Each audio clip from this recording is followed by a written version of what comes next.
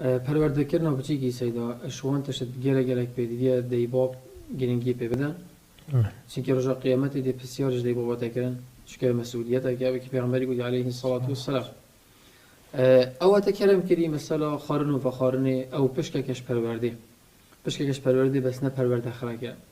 پرورده اشندی گرک مصدره اشویدی گهی گرک برفرهتره او تیگه کی برطانگه حقیقتا پرورده کردن یا بچی کی یا مادی و معنوی سیدا بلکه یا معنوی هیچ گرینگتر ازش یا مادی جل که خارنه و خارنه در کفتنن بس یا معنوی آواکرنا بچی کی آواکرنا کاساخلا میشکیوی درست بیتن وقتی مازن ببیتن چه پیلت شبهات و شهوات تأثیر و نکبیتن پرورده کردن درست مفهوم پرورده مروف بچی که کی ات مجتمعی دا ات کمالگهی دا پیدا بکتن اندام که سرکفتی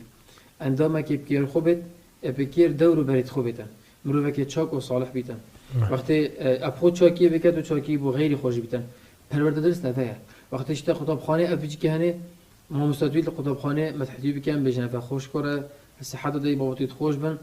درس دا عاقله غشینا کتن وقتی طاوی جان طاویتن احترام سیدات گیره رئیس گرتن تکرم کری المستاد گریتن وقتی بیتا فرصه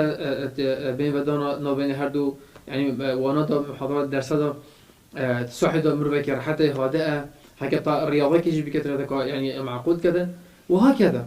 پرورده که درس آهویه يعني مختصری و سیدا ماديا و معنويا بتشيك بيتا پرورده کردن سر ریکا درست آهویه